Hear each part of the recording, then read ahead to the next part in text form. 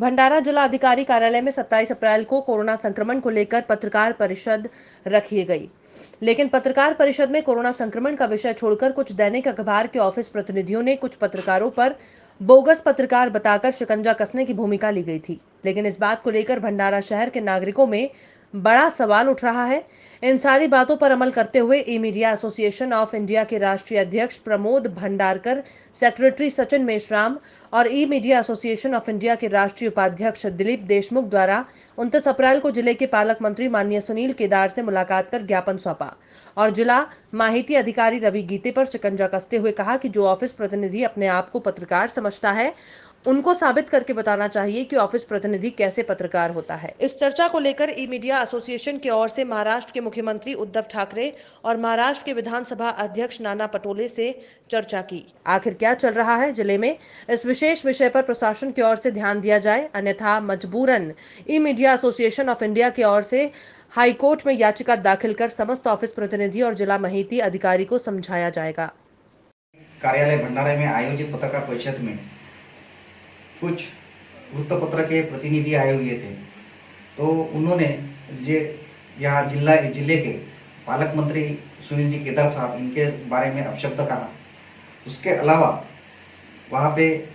कुछ प्रेस के लोग थे, कुछ मीडिया के लोग थे, उनके बारे में भी बोगस, जाली इस प्रकार के शब्द प्रयोग किए और कुछ बोनाफाइड सर्टिफिकेट देने की मांग की। तो उसी सिलसिले में हमने पालक मंत्री साहब, माहिती संचालक महाराष्ट्र राज्य मुंबई, उसके अलावा प्रधान सचिव सामान्य प्रशासन, अध्यक्ष press council of India new Delhi, DVP जो जाहिरात देती है, और रजिस्ट्रार ऑफ न्यूज़पेपर, इनको इस बारे में हमने ज्ञात करवाया। इस बारे में हमने जब DAO से बात की तो उन्होंने बोले कि हमारे तरफ तक लेखी तकरार दो, तो उस विषय में हमने लेखी तकरार दी है और हमने उसमें कुछ मांगे रखे और जिले में कौन पत्रकार है कौन नहीं है, और जिला प्रतिनिधि यानी पत्रकार होता है क्या, जिला प्रतिनिधि इस शब्द का वर्ड के किसी भी डिक्शनरी में पत्रकार करके उल्लेख है क्या, या डिस्ट्रिक्ट करस्पॉन्डेंस या ऑफिस रिप्रेजेंटेटिव यानी पत्रकार होता है क्या, तो इस बात का वो खुलासा करे। इसके अलावा बहुत गंभीर विषय है कि करीबन जिले के अंदर में 300 करोड़ रुपए की जायरात ये न्यूज़पेपर वालों को दी जाती है। वैसा देखा जाए तो उसके लिए कुछ कैटेगरी रखी हुई है। पहली कैटेगरी ये, उसके लिए 48,000 पेपर छापना अनिवार्य होता है। दूसरी कैटेगरी B आती है, उसके लिए 36,000 पेपर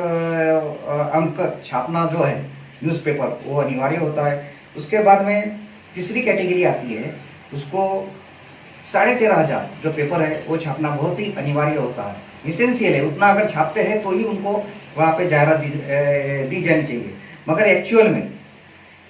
कुछ पेपर वाले हैं जो दैनिक पेपर वाले हैं, कोई हिंदी है, कोई मराठी है, कोई इंग्लिश है, अलग अलग इसके मल्टीपल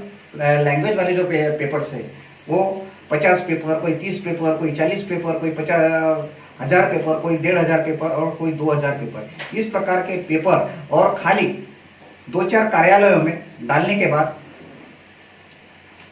उस पेपर को शासन की जो मान्यता प्राप्त यादी है उस हिसाब से उनको ये दे जाए। तो हमारा कहना ये है कि अगर इनको 48,000 एक कैटेगरी के लिए अगर छापने हैं और उसको उस प्रकार का यानी मतलब 150 रुपए तक के रेट है पर कॉलम पर सेंटीमीटर और उसके 48 अंक होना बहुत अनिवार्य है, तो एक जायरात की कीमत होती है करीबन 50,000 रुपए, 60,000 रुपए होती है। जब वो DAVP की जो दिल्ली से जो नेशनल जो प्रोग्राम होते हैं, जैसे इंडिपेंडेंस डे है या ये गवर्नमेंट का कोई भी यानी मतलब 15 अगस्त 26 जनवरी ऐसे अगर जायरात है तो फुल जायरात, या सेंट्रल गवर्नमेंट के बड़े इनॉग्रेशन होते हैं तो उसके फुल पेज की जायरात होती है, वो 10-10 लाख रुपए तक की जो जायरातें होती है, ये यहाँ पे इसको अपहार करने का काम यहाँ के माहिती अधिकारी रवि गीते के तरफ से हो रही है। और इसके लिए जवाबदार ये रवि गीते हैं। इनको मैंने कई बार अवगत कराया कि इस प्रकार के बहुत कम पेपर छापे जाते हैं और आप इनको यानी मतलब जायरात देते हो, इनकी तहकीकात क्यों नहीं करते। जो RNI ने गाइडलाइन दी हुई है, RNI के गाइडलाइन उस पत्र में दी हुई है कि उसमें आगे ना का एक सर्कुलेशन है, circulation verification of publication annexure 1, इसके हिसाब से उनको जो 14 वहां पे पॉइंट्स दिए हैं उस हिसाब से एक इंक्वायरी करना है और उस हिसाब से उनको वहां पे मैटर इनका जो है ऑडिट वहां पे वो सबमिट करना है। मगर इसके तरफ जानबूझकर ये जो रवि गीते यहाँ का डीआईओ ऑफिसर है, जिला माहिती अधिकारी, वो अनदेखी करके शासन को बहुत तरीके से चूना लगा रहा है। और जो असल में जो पत्रकार है, पत्रकार करके जिनकी नियुक्ति है जिनके ऑफिस में, तो बहुत सारे पेपर न्यूज़पेपर वालों ने जो है वो एक्सटर्नल यानी जिसको आउटसोर्सिंग बोलते हैं, तो आउटसोर्सिंग करके किसी कंपनी को काम दिया है और वो कंपनी के तरफ से ये लोग काम कर रहे हैं, इन्हीं को ये पत्रकार समझ के इनको इंटरटेन कर रहा है। और इसके वजह से वहां पे ये जो इस प्रकार के इलीगल एक्टिविटी करने वाले जो प्रतिनिधि है, उन्होंने जो जिला परिषद कार्यालय में जो मीटिंग हुई थी उसमें कुछ अपशब्द भी मिनिस्ट्री के लिए हमारे ऑनरेबल मिनिस्टर सुनील जी केदार जी है, इनके लिए निकाला था। और ये जो भी ये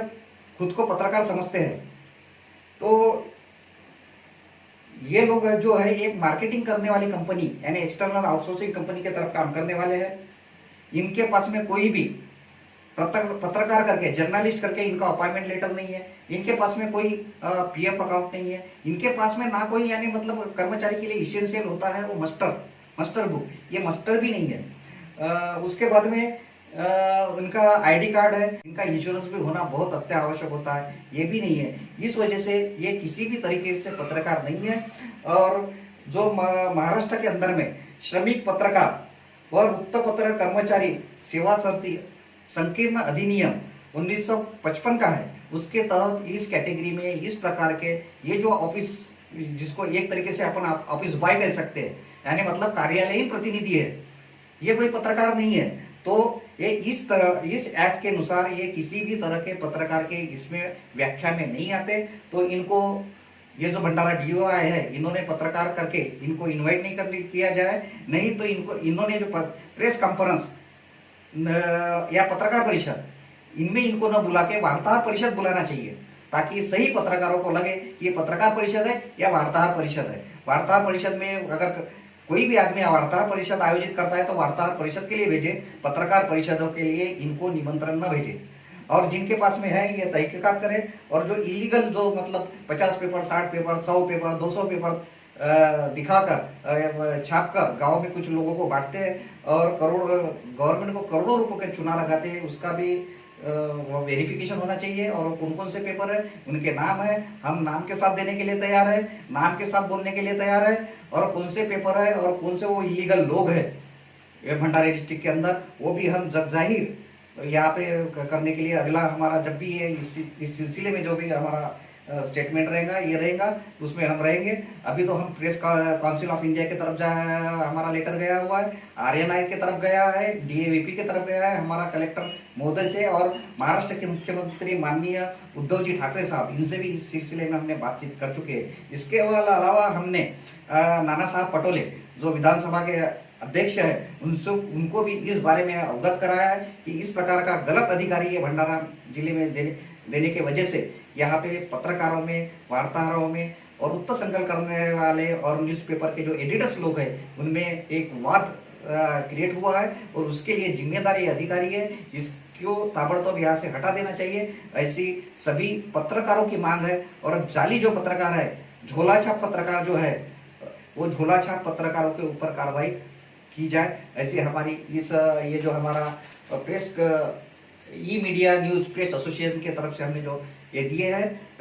तो इस प्रकार से हमने उनको सबको अवगत कराया है। और मैंने जिस प्रकार से बात किया था कि कौन से पेपर है, ये पेपर